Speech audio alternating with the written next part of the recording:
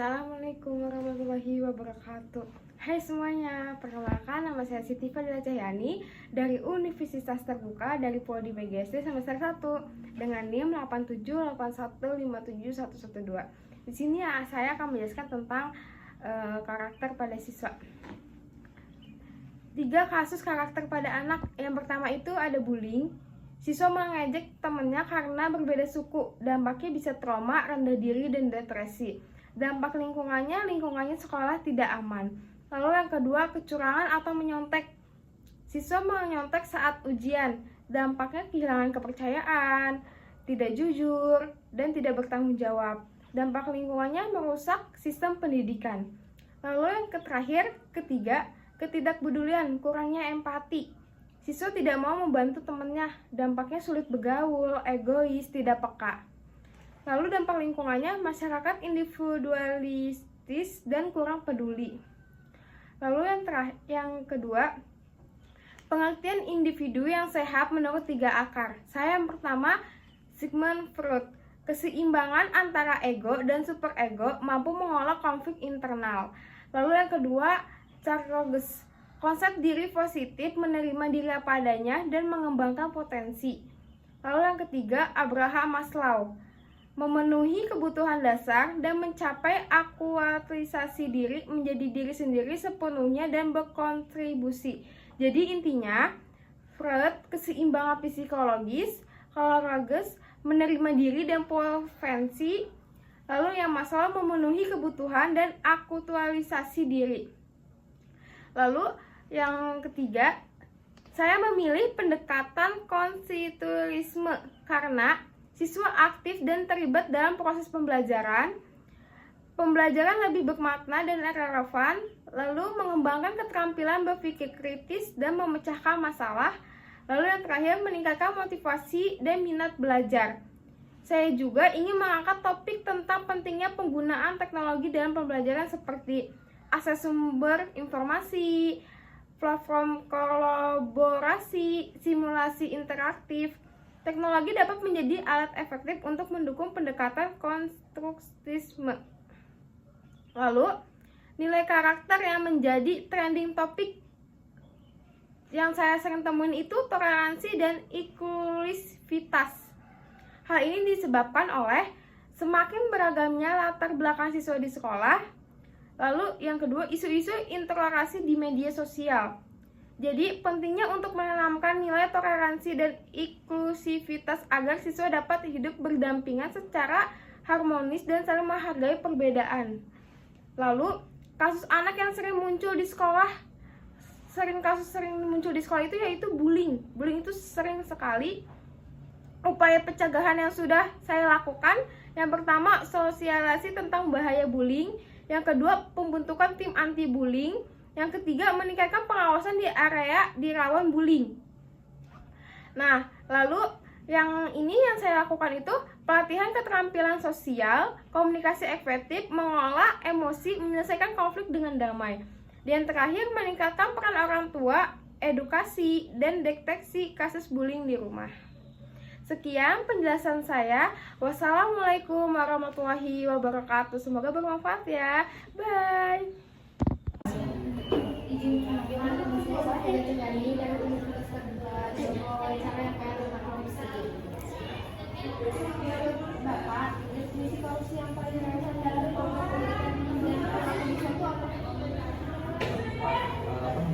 Jadi menurut Bapak, apa definisi korupsi yang paling relevan dalam konteks pendidikan dan perilaku siswa? Oke, kalau menurut saya itu pertanyaan seperti itu kalau terkait siswa sejauh ini sebetulnya ditemukan yang paling kalau misalkan mendekati ya, karena yang sejauh ini yang saya jumpai itu bukan soal korupsinya, tapi anak-anak tuh ketika memang menurut temannya, ketika temannya tidak mau mengiyakan perkataan dia tuh harus semacam menyogok gitu. Dan juga kalau menyogok dengan korupsi itu sama aja, jadi kayak menilap uang yang dari milik dia. Jadi menurut saya tuh definisinya itu seperti itu, kayak misalkan kita nyuruh tolong dong ke kantin beli ini gitu kan, nanti gue kasih segini gitu kan. Anak-anak sering kayak gitu sih kan kalau korupsi udah.